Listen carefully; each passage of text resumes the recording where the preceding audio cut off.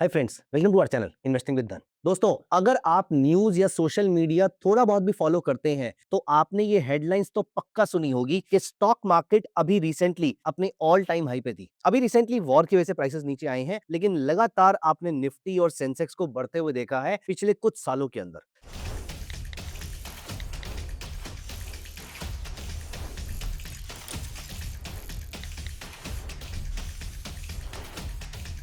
दोस्तों, हर तरफ एक ही नैरेटिव है, ग्रोथ ग्रोथ और ग्रोथ।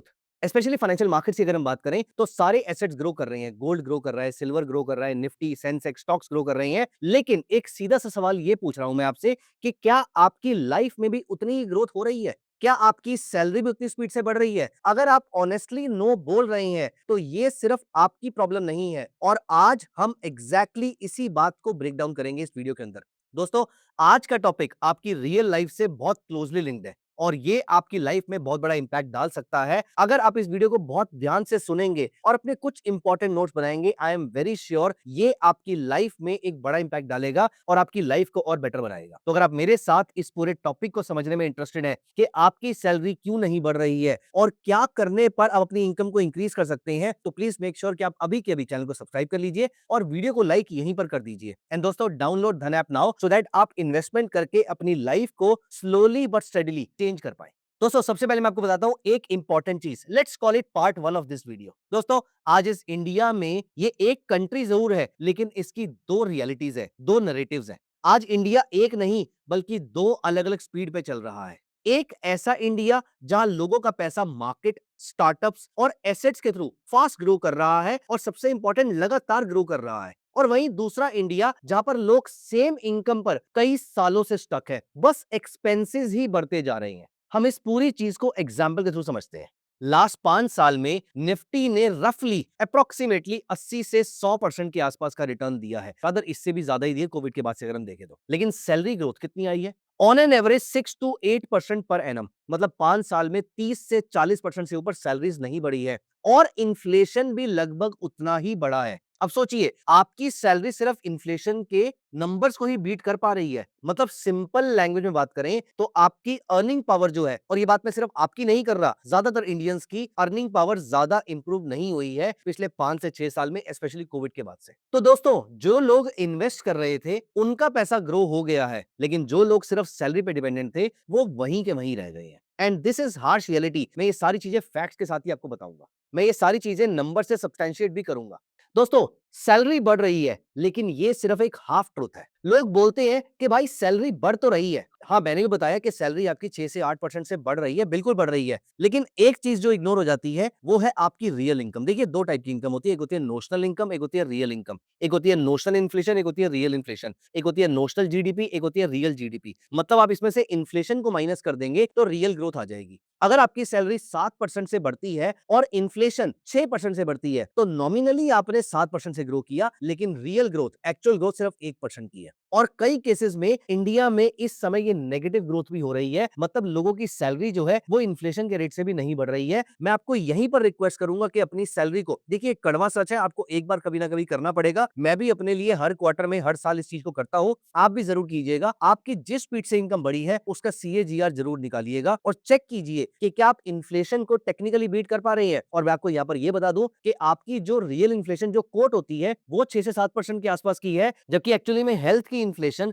और एजुकेशन की इन्फ्लेशन 9 से 10% से भी ऊपर की होती है। इस चीज को भी कंसिडर जरूर कीजिएगा। और एक और चेंज जो हुआ है वो ये है पिछले 5-6 साल में कि जॉब की स्टेबिलिटी भी कम हुई है। गिग वर्क, कॉन्ट्रैक्ट जॉब्स, ये सारे बहुत ज्यादा बढ़ रहे हैं। गिग वर्क का मतलब आप अपना काम शुरू कर रहे हैं, यहाँ पर आप सैलरी पे डिपेंडेंट ही नहीं है। मतलब इनकम की प्रिडिक्टेबिलिटी भी इंडिया में लगातार कम होती जा रही है। दोस्तों, एक और इंपॉर्टेंट चीज जो इंडिया में इस समय इनविजिबल ट्रैप बन के सामने आ रहा है वो है लाइफस्टाइल इन्फ्लेशन। पहले महंगाई एक प्रॉब्लम थी, लेकिन अब एक नई प्रॉब्लम ऐड हो गई है विच इज लाइफस्टाइल इन्फ्लेशन। और प्रॉब्लम ये है कि ये प्रॉब्लम हमने खुद के लिए बनाई है।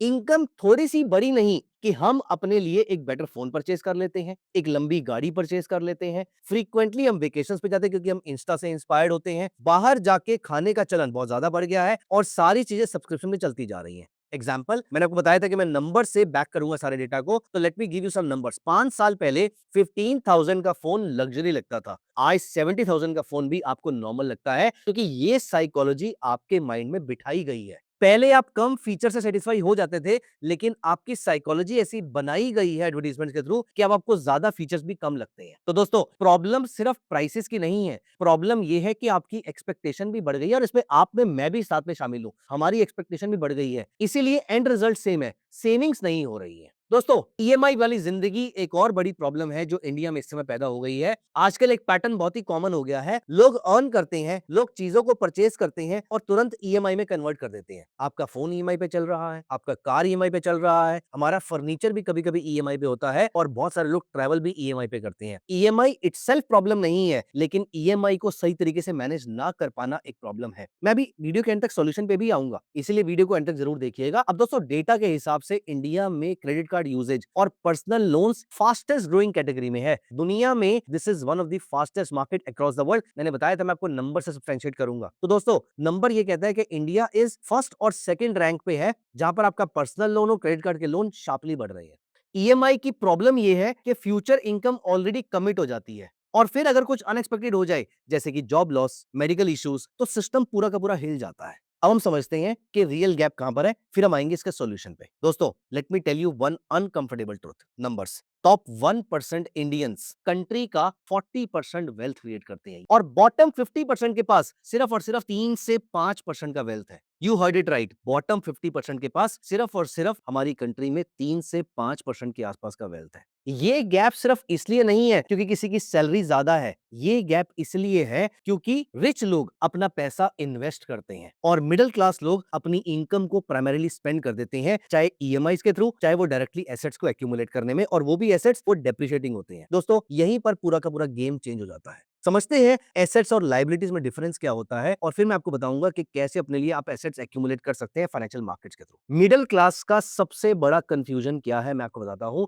जो चीज महंगी है उसको वो एसेट मान लेते हैं। जैसे कि हमारा फोन महंगा है, आईफोन मैंने लिया, वो मेरा एक एसेट है। कार फॉर एग्जांपल मेरा एक एसेट है। दोस्तों, कार पैसा खर्च कराती है, वो एक डेप्रिशिएटिंग एसेट है। लेटेस्ट फोन पैसा खर्च करवाता है, ये आपका डेप्रिशिएटिंग एसेट है। आपका फैंसी लाइफस्टाइल ये पैसा ड्रेन कराता है, ये आपका डेप्रिशिएटिंग एसेट है। एक्चुअली में एसेट किसको कहते हैं फाइनेंस में? एक्चुअली में एसेट किसको कहते हैं? एसेट वो नहीं है जो आप होल्ड कर रही हैं। मेरे जो लैपटॉप पड़ा हुआ है, ये मेरा एसेट नहीं है। एसेट वो है जो मेरे लिए पैसा जनरेट कर रहा है। आप जिन एसेट्स की बात कर रही हैं, ये शर्ट हो गई, ये घड़ी हो गई, ये लैपटॉप हो गया, ये अकाउंटिंग एसेट्स है, फाइनेंशियल एसेट्स नहीं है। आपकी एसेट्स कौन से हैं? आपकी इक्विटी की इन्वेस्टमेंट्स आपके लिए रिटर्न जनरेट करती है, वो आपका एसेट है। आपने किसी बिजनेस में इन्वेस्टमेंट करी है, वो आपका एसेट है। कोई इनकम आपके लिए, कोई एसेट आपके लिए रेंट जनरेट कर रहा है, ये आपका एसेट है। तो सिंपल डिफरेंस बहुत ही सिंपल है। एक चीज आपके लिए काम करती है और दूसरी चीज आपसे काम करवाती है। मेरा लैपटॉप मेरे से काम करवाता है, एज इन इस पे खर्चा होगा, लेकिन मेरे शेयर्स मेरे से काम नहीं कराते हैं। अब यहाँ पर हम एक सेकंड का पॉज लेंगे और हम देखेंगे कि आप किस तरीके से अपने लिए फाइनेंशियल एसेट्स को एक्यूमुलेट कर सकते हैं। दोस्तों, यहाँ पर मैं आपको लेकर चलता हूं धन के प्लेटफॉर्म पे।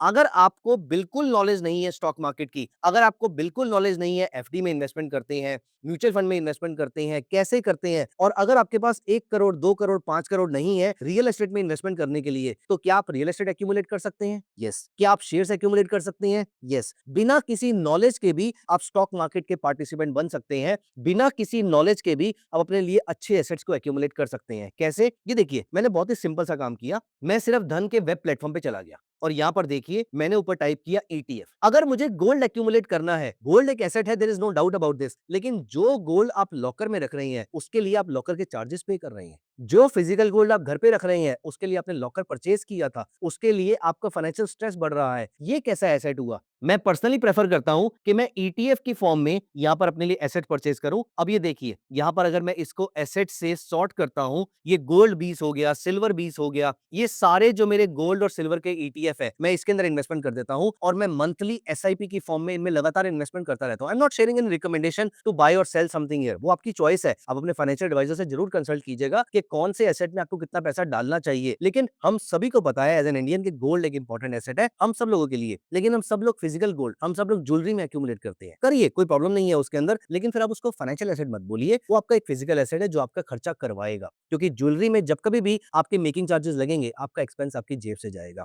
आप फिजिकल गोल्ड को स्टोर करते हैं, आपके लॉकर के चार्जेस जाएंगे। आप फिजिकल गोल्ड को बैंक में स्टोर करते हैं, आपका इंटरेस्ट जाएगा, आपकी आपकी सर्विस फीस जाएगी। लेकिन यहाँ पर अगर मैं गोल्ड का ईटीएफ परचेज कर लेता हूँ, मुझे कुछ नहीं करना है, मैं इसको एक्यूमुलेट करके रख लूंगा, कोई चार्ज नहीं लगता है। रादर अगर आप धन के प्लेटफॉर्म से कोई भी एसेट परचेज करते हैं, शेयर्स परचेज करते हैं, ईटीएफ परचेज करते हैं, रियल एस्टेट का ईटीएफ परचेज करते हैं, कुछ भी परचेज करते हैं, आप यहाँ पर देखिए उसकी ब्रोकरेज आपके लिए जीरो है, मतलब ये आपका कोई खर्चा नहीं कराएगा, आप अपने लिए एसेट्स को एक्यूमुलेट कर लेंगे। ये तो हुआ फिजिकल, मतलब गोल्ड का एसेट। अगर आपको शेयर्स की नॉलेज नहीं है तो आप देखिए यहाँ पर ईटीएफ में आपको ब्रॉड इंडेक्स का ईटीएफ मिल जाएगा, आपको निफ्टी मिल जाएगा, आपको सेंसेक्स मिल जाएगा, मिड कैप मिल जाएगा, स्मॉल कैप मिल जाएगा, सेक्टोरल ईटीएफ आपको यहाँ पर मिल जाएंगे। आप किसी में भी इन्वेस्टमेंट कर सकते हैं। और मैंने बताया था कि अगर आपको रियल एस्टेट में इन्वेस्टमेंट करनी है तो भी आप यहाँ पे कर सकते हैं। आप सिंपल यहाँ पर टाइप कीजिए रीट, REIT, तो अब देखिए मैं अगर एम्बेसी ऑफिस पार्क के रीट पे जाता हूं, not a recommendation to do something, ये आपको कैपिटल एप्रिसिएशन तो प्रोवाइड करता ही है। जैसे आप देखिए आज से 1 साल पहले इसका प्राइस 380 के आसपास चल रहा था, अभी ये प्राइस 450 के आसपास चल रहा है, मतलब पिछले 1 साल में 20% का रिटर्न तो इसने आपको प्रोवाइड किया। अपार्ट फ्रॉम दिस ये आपको डिविडेंड भी प्रोवाइड करता है, जैसे आप यहाँ पर देखिए इसका डिविडेंड यील्ड 5.3% के आसपास का है। तो आप रियल एस्टेट में इन्वेस्टमेंट कर सकते हैं, आप स्टॉक्स में इन्वेस्टमेंट कर सकते हैं। अगर आपको स्टॉक की इन्वेस्टमेंट भी समझ में नहीं आती, आपको लार्ज कैप शेयर्स, आपको ब्लू चिप शेयर समझ में आते हैं, आप किसी भी अपनी मर्जी के ब्लू चिप शेयर में यहां पर अपने लिए एसआईपी क्रिएट कर सकते हैं। हर महीने आप एक मारुति का शेयर या फॉर दैट मैटर एक रिलायंस का share, not a recommendation to do something, आप कोई भी ऐसा शेयर हर महीने या अपनी चुनिंदा डेट पे हर हफ्ते ले सकते हैं, हर दिन ले सकते हैं। आप इस तरीके से अपनी एसआईपी को प्लान भी कर सकते हैं। रादर आप कंडीशनल एसआईपी कर सकते हैं कि ऐसी कंडीशन मीट होने पर आपकी एसआईपी ट्रिगर हो जाएगी। मतलब आज अगर किसी स्टॉक के प्राइसेस 10% नीचे हैं तो उसमें आपकी एसआईपी ऑटोमेटिकली लग जाएगी। अब दोस्तों ये तो हुई इन्वेस्टमेंट वाली बात। मैंने आपको बताया था कि मैं आपको एसेट से इंट्रोड्यूस कराऊंगा कि क्या एसेट्स को फॉलो करके, किन एसेट्स के ऊपर फोकस करके आप अपने लिए रिटर्न जनरेट कर सकते हैं। लेकिन सबसे कॉमन फाइनेंशियल मिस्टेक्स क्या है इन्वेस्टर्स की, आइए हम यहाँ पर समझते हैं। देखिए सबसे कॉमन फाइनेंशियल मिस्टेक्स की अगर हम बात करें तो एक रियल लाइफ टाइप सिचुएशन समझते हैं। दोस्तों किसी के पास कुछ इन्वेस्टमेंट थे, उसने सोचा कि मैं कार ले लेता हूं, ये एक एसेट है। उसने क्या किया, उसने अपनी इन्वेस्टमेंट को तोड़ दिया। अपार्ट फ्रॉम दिस उसने लोन भी लिया। 5 साल बाद समझते हैं क्या हुआ, कार की वैल्यू हाफ हो गई, बढ़ेगी तो नहीं, उसकी वैल्यू हाफ हो गई। लोन का जो इंटरेस्ट था वो अलग से पे किया, और जो इन्वेस्टमेंट ग्रो होता वो आपने ऑटोमेटिकली मिस कर दिया। Net result double loss. कैसे, पहला आपने अपने एसेट को ग्रो नहीं करने दिया, दूसरा आपने जेब से पैसे निकाल के दिए। तो लेसन बहुत ही सिंपल है, हर एसेट एक्चुअली में एसेट नहीं होता। तो करना क्या चाहिए, let's talk about very very practical moves यहां पर। दोस्तों अगर आपको इस ट्रैप से बाहर निकलना है तो आपके बेसिक्स बहुत ही स्ट्रांग होने चाहिए। बेसिक्स जैसे कि पहला, इमरजेंसी फंड। मैं यहां पर आपको दिखाऊंगा कि आप किस तरीके से इमरजेंसी फंड क्रिएट कर सकते हैं। लेकिन मैं पहले आपको बता दूं कि आपके रूल्स क्या होने चाहिए। कम से कम आपकी 3 महीने की सैलरी या 6 मंथ्स के एक्सपेंसेस, ये आपको एक्यूमुलेट करने ही करने हैं। कैसे, यहां पर मैं सिंपल जाऊंगा और गूगल पे टाइप करूंगा धन म्यूचुअल फंड्स। ये मेरे सामने जो पहली वेबसाइट खुलेगी उसमें सारे म्यूचुअल फंड्स आ जाएंगे। यहां पर मैं नीचे जाऊंगा, क्लिक करूंगा डेट फंड्स में,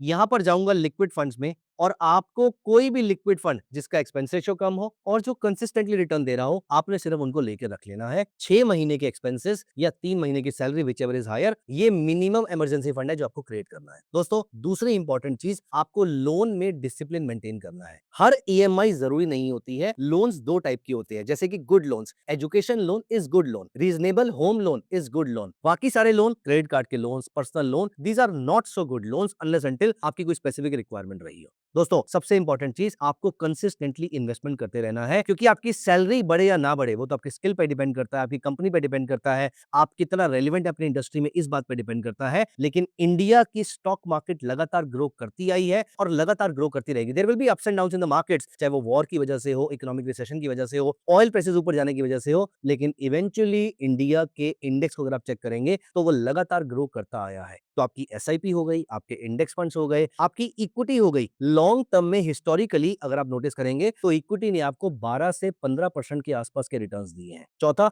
आपको सबसे इंपॉर्टेंट चीज जो अपने लिए रखनी है वो है इंश्योरेंसेस। दो इंश्योरेंस नॉन नेगोशिएबल है, एक है आपकी हेल्थ इंश्योरेंस और एक है आपकी टर्म प्लान। टर्म प्लान अगर आपके पास नहीं है तो you are missing something very important. तो please make sure emergency fund आपके पास हो और टर्म प्लान आपके पास जरूर हो। दोस्तों इनकम बढ़ाओ, लेकिन उससे ज्यादा इंपॉर्टेंट है कि अपने सेविंग्स रेट को बढ़ाओ। Last but not the least, आपके माइंडसेट में शिफ्ट होना एक बहुत इंपॉर्टेंट गेम है। ये एक्चुअली में असली गेम है। सबसे बड़ा डिफरेंस नॉलेज का नहीं, माइंडसेट का आता है। आपको ग्रीड, आपको फियर, इनसे दूर रहना है और इक्विटी मार्केट में इन्वेस्टमेंट करते रहनी है। मिडिल क्लास सोचता है कि मैं और कितना कमा सकता हूं, जबकि वेल्दी इंसान ये सोचता है कि मैं जो कमा रहा हूं उसको कैसे मल्टीप्लाई कर सकता हूं। ये माइंडसेट आपको शिफ्ट करना है। जब आप ये शिफ्ट समझ जाते हैं तब गेम ऑटोमेटिकली चेंज हो जाती है। दोस्तों, ये शिफ्ट आपके लिए समझना बहुत इंपॉर्टेंट है। आज की रियलिटी बहुत ही सिंपल है। इनकम के ऊपर प्रेशर है, महंगाई रियल मुद्दा है, inequality which is monetary inequality, wealth inequality लगातार बढ़ती जा रही है। लेकिन इसका सॉल्यूशन भी बहुत ज्यादा क्लियर है। पहला, आपको अपनी लाइफ में फाइनेंशियल डिसिप्लिन लेकर आना है। You have to be patient with your investments, चाहे वो रियल एस्टेट हो, गोल्ड हो या इक्विटी हो, सब कुछ लॉन्ग टर्म में ही ग्रो करता है। और सबसे इंपॉर्टेंट, आपको स्मार्ट फाइनेंशियल डिसीजन लेने हैं। मतलब स्मार्ट फाइनेंशियल डिसीजन का मतलब ये नहीं है कि सिर्फ इक्विटी में इन्वेस्टमेंट करनी है, मार्केट गिरने पर अपनी इन्वेस्टमेंट को बढ़ा देना है और मार्केट में ग्रीडी नहीं होना। दोस्तों, गेम सिर्फ पैसा कमाने का नहीं है, गेम है पैसा बचाने का, गेम है पैसे के बारे में समझने का, और गेम है पैसे को ग्रो करवाने का, मल्टीप्लाई कराने का। और जिस दिन आप इस सारी चीज को समझ जाएंगे, उस दिन आप ऑलरेडी उस पूरे हर्ड से आगे निकल जाएंगे और आप अपने फाइनेंशियल डिसिप्लिन के थ्रू अपनी रिटायरमेंट के टाइम पर और आने वाली जिंदगी में इसके बेनिफिट्स को रीप कर पाए। तो दोस्तों, सैलरी कैसे बढ़ानी है वो तो आपको मालूम है, लेकिन सैलरी ग्रो कैसे करानी है हमने इस वीडियो में डिस्कस किया। तो अगर आपने इस वीडियो में कुछ भी सीखा है तो प्लीज मेक श्योर आप कमेंट्स में अपना फीडबैक, अपने थॉट्स, अपने क्वेश्चन जरूर डालेंगे। I will be very happy answering all your questions. कैसा लगा आपको वीडियो मुझे कमेंट्स में जरूर बताइएगा। मिलते हैं अगली वीडियो में। Bye bye, take care of yourself. And जाने से पहले प्लीज मेक श्योर कि आप चैनल को सब्सक्राइब कर लीजिए और वीडियो को लाइक कर दीजिए। Bye bye, take care. Investments in the securities market are subject to market risk. Read all the related documents carefully before investing.